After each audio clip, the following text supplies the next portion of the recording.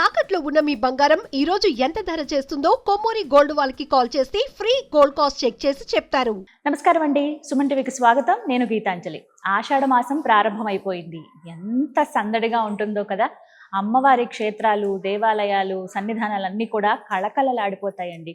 ఊరు వాళ్ళ సంబరమే ఒక రకంగా చెప్పాలంటే ఆషాఢ మాసం వచ్చిందంటే. ప్రత్యేకించి తెలంగాణ ప్రాంతంలో, ఇక హైదరాబాద్లో ఎంత వైభవంగా ఉంటుందో మనం ఇంకా విశేషంగా చెప్పాలా, అందరం చూస్తున్నాం. అయితే ప్రత్యేకించి అమ్మకి సమర్పించే వాటిల్లో ఇప్పుడు ఎక్కువ ప్రాధాన్యత ఉంటుందండి. బోనం సమర్పించడం కానీ, అమ్మ ఒడి నింపడం కానీ, వీటి గురించే చాలా సందేహాలు మనకు ఉంటాయి. అందుకే ప్రస్తుతం నేను వచ్చేసాను వనస్థలిపురంలో ఉన్నటువంటి భవతారిణి ధ్యాన శక్తిపీఠం మహామాయ ఆదిపరాశక్తి దేవాలయానికి. అమ్మ మనతో పాటు ఉన్నారు. అమ్మని అడిగి మనకున్నటువంటి సందేహాలని నివృత్తి చేసుకుందాం. అమ్మ నమస్కారం.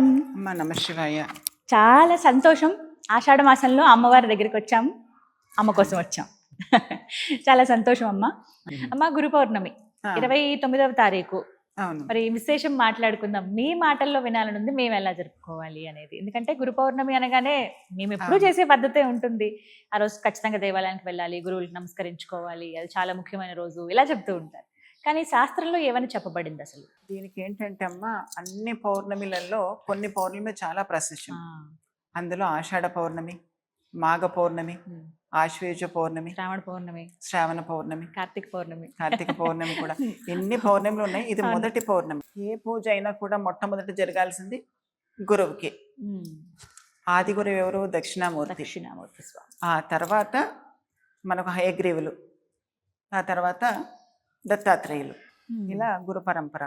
ఆ తర్వాత గురువులలో మనకు వ్యాసుడు వచ్చాడు.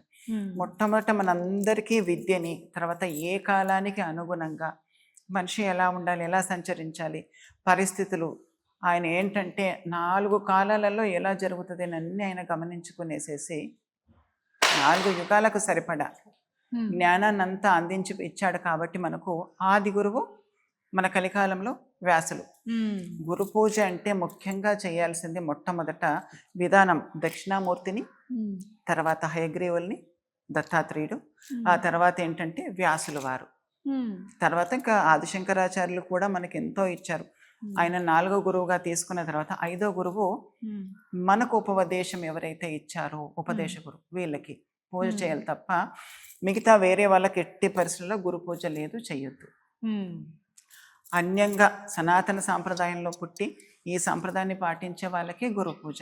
అందులో మొట్టమొదటి చేయాల్సింది ఇవన్నీ చేయకుని వ్యాసుడి లోపట్టి అందరిని చూసుకునేసేసి ఆయనకు పూజ చేసి వ్యాసపీఠంలో ఒక పుస్తకం ఏదైనా పెట్టి, వ్యాసుడికి రూపం అదే కాబట్టి అందులో పెట్టి మన మంత్రాలు కానీ, లేకపోతే మనం చదివే పారాయణ పుస్తకాలు కానీ, ఏవైనా గ్రంథాలు, మన మంత్రశాస్త్రాలైనా గ్రంథాలైన దాని మీద పెట్టేసి అక్కడ వ్యాసుడు ఉన్నారు అని చెప్పి భావించి, గురుపాదకం ఉంటే గురుపాదక, లేకపోతే గురుపాదకలు చేయితో పసుపుతో గీయటం తయారు చేసుకోవచ్చు. అలా చేసుకునేసేసి ధూపదీప ఆరాధన ఆ వ్యాసపీఠానికి దేవుడి దగ్గర పెట్టి పూజ చేసి మనకు జ్ఞానాన్ని ఏమని చెప్పేసి కోరుకోవాలి. చాలా శక్తిమంతం. ఇవన్నీ ఏంటంటే చేస్తేనే ఎవరిది వాళ్ళకి ఫలితం తెలుస్తూ ఉంటుంటుంది.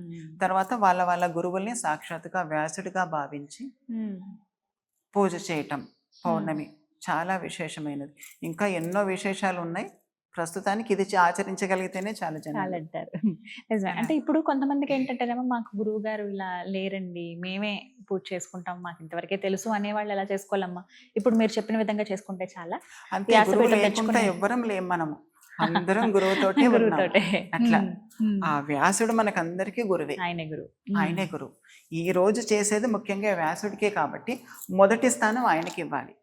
అట్లా ఇప్పుడు ఒక్కొక్క మాసంలో ఒక్కొక్కరి ప్రత్యేకత ఉండదు కాబట్టి మొదటి స్థానం ఆయనకి ఇచ్చేసి మిగతా అందరినీ చేసుకునేసేయడం. అట్లా చాలా విశేషం గురువు పూజ. ఖచ్చితంగా ఏ ఆలయాలలో వెళ్ళైనా కూడా, ఒకవేళ మనం ఏ ఆలయంలో వెళ్ళైనా కూడా ఆ అమ్మ రూపంలో, స్వామి రూపంలో, నారాయణ రూపంలో వ్యాసుని తలుచుకునేసేసి పూజ చేసుకున్న అయిపోతుంది. ఈ రోజు మటుకు గురుమాతకి, గురువులకి వస్త్రాలు ఇవ్వటం చాలా ప్రశస్తం కదమ్మా, నిజం, చాలా ప్రశస్యం. నిండుగా తాంబూలం, గురువులకి వస్త్రాలు ఇవ్వటం, గురు పాదకా పూజ చేసుకోవటం చాలా విశేషం. ఈ విధంగా జరుపుకోవాలి. చాలా అసలు నిజంగా గురువు లేదే ఏది లేదు, ఏం తెలుసుకున్నా. ఒకవేళ తల్లి అనుకుంటే ఆవిడ గురువే, ఆవిడే మొదటి గురువు కాబట్టి. తండ్రి అనుకుంటే తండ్రి. ఇంట్లో ఇంతకు మించి ఇంకేం కావాలి అంతకన్నా మనకు ఒక మార్గాన్ని చూపించాలి. అంతే. చాలా చక్కగా వివరించారమ్మా. ధన్యవాదాలు. నమః శివాయ అమ్మ.